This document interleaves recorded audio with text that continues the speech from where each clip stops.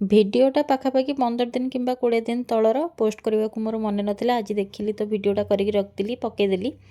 ତ କ'ଣ ହେଇଛି କି ସାଙ୍ଗ ଗୋଟେ ଆମର ବହୁତ ତରତରରେ ବାହା ହେଇଯାଇଛି। ତ ସେ ଯେତିକି ଜଣଙ୍କୁ ପାରିଥିଲା ଡାକିଥିଲା ଆମ ସାଙ୍ଗମାନଙ୍କୁ, ଆମେ ଯାଇଥିଲୁ। ଖରାବେଳେ ଭୋଜି ଥିଲା, ଆମେ 3 ଜଣ ଝିଅ ଯାଇଥିଲୁ, ଆଉ ସବୁ ପୁଅ ଛୁଆଙ୍କୁ ବି ସେ ଡାକିଥିଲା। ଇଏ ବାବୁ କହୁଛନ୍ତି ମୋର ଆଗକୁ କେବେ ବାହା ହେବାର ନାହିଁ, ଭାଇ ତୁ ହିଁ ଆଗେ ବାହା ହେବୁ, ପୁଣି ତୋରି ଭୋଜିରେ ଯାଇକି ମୁଁ ପହଞ୍ଚିକି ଭିଡ଼ିଓ କରିବି, ରହିଥା। ଘରେ ଆସିକି ଦେଖେ ତ ବୁନାବୁ ଆମର ଏଠି ଗଛ ଲଗାଇବା ପାଇଁ ସବୁ ଜାଲ ଫାଲ ବାନ୍ଧୁଛନ୍ତି, କାହିଁକିନା ଛୁଆପାଙ୍କୁ ଆମର ଗଛ ଲଗାଇବାକୁ ବହୁତ ପସନ୍ଦ। ସେ ଗୁଣଟା ଟିକେ ତା ଭିତରେ ରହିଯାଇଛି। ତାପରେ ମୁଁ ରାତି ଖାଇବାରେ ବନେଇ ଦେଇଥିଲି ଟିକେ ଭେଜ୍ ବିରିୟାନୀ। ଏଠି ଟିକେ ଶଶିକାନ୍ତଙ୍କ କଥା ମୋର ମନେ ପଡ଼ିଯାଇଥିଲା, କାହିଁକିନା ବାବୁ ଶଶିକାନ୍ତଙ୍କୁ ଆମର ଟିକେ ମୋ ହାତ ଭେଜ୍ ବିରିୟାନୀ ବହୁତ ପସନ୍ଦ।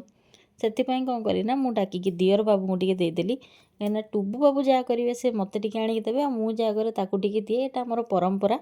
ଭଲ ଜିନିଷ ହେବ ମାନେ ସିଏ ଭାଉଜକୁ ଦେବ, ଭାଉଜ ତାକୁ ଦେବ। ଡୁଡୁ ଏଠି ରାଗିଛି ବୋଲି ନମନ ତାକୁ ଗେଲ କରୁଛି, ବୁଝଉଛି। ରହିଲି, ବାଏ।